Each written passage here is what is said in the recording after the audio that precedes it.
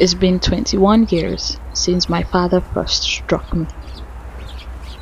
I was 5 years old, but on nights when I'm alone with my thoughts, my cheeks still burn from the impact of his calloused hands.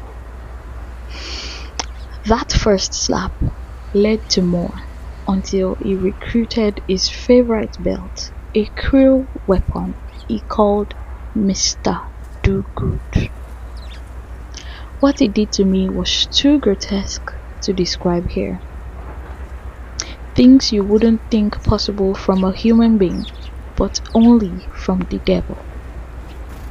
Professor Shitu, my father, has a reputation as towering as Mount Everest.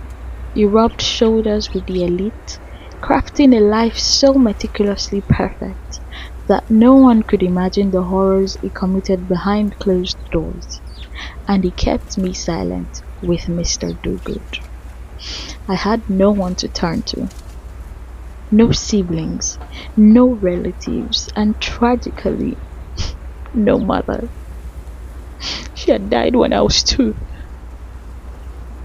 Rumors swirled about the mysterious nature of her death, and I have always felt a dark certainty that my father had a hand in it. He tried, after all, to end my life multiple times, saying it was his way of paying my mother back for ruining his. For years, I was too afraid to share my story, too afraid of the judgment, the negative attention it drew. But now, I understand that my story needs to be told. It's not just my story. It belongs to the many little girls around the world who endure abuse in silence. They deserve to hear this, to know they can push back and stand strong.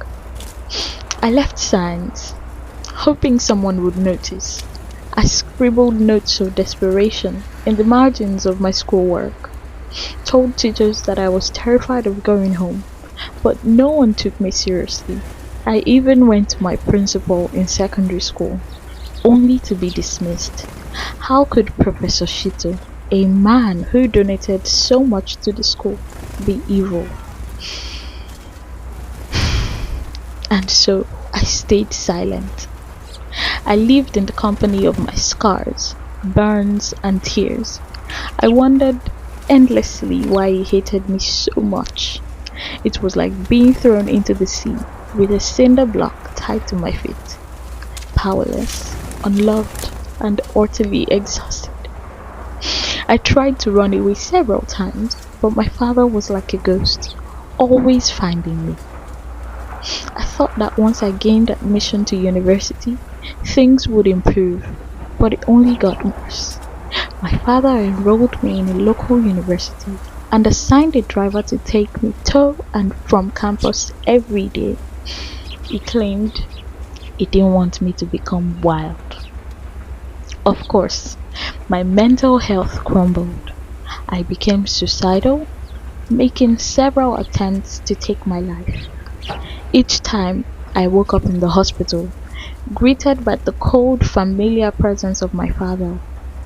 After my last attempt in my final year, he told me, "If you want to die, I will be the one to take your life." I call those years the dark age. 17 years shackled by abuse. After that final suicide attempt, I knew I had to escape, but I needed help, someone I could trust. For the first time in years, I opened up to someone, a classmate who volunteered at the university's helpline. She was outspoken about gender-based violence and abuse, so I took a leap of faith and trusted her. When I told her everything, she listened. She didn't brush me off like everyone else had done. She took my story to the school authorities, who then escalated it to the proper channels. I never returned home. Leaving wasn't easy. My phone buzzed with threats from my father, and the fear he had planted in me for 17 years still burned in my chest. There were moments when I almost ran back to him, still convinced he could hurt me, still haunted by nightmares. The school provided me with accommodation and excused me from classes. One day, I heard a knock on my door. I had been warned to stay cautious, so I didn't answer. The knocking grew more aggressive. It was my father. I immediately dialed the helpline. When I didn't respond to him, his voice softened, softer than I had ever heard it. For the first time, he told me he loved me. He apologized and promised to change. But it was too late. He had hurt me too much for too long. Soon enough, he was escorted away by school authorities and his court trials began. The last 3 years have been a whirlwind. My father used every bit of his influence to evade prison, and I had to face him month after month in court.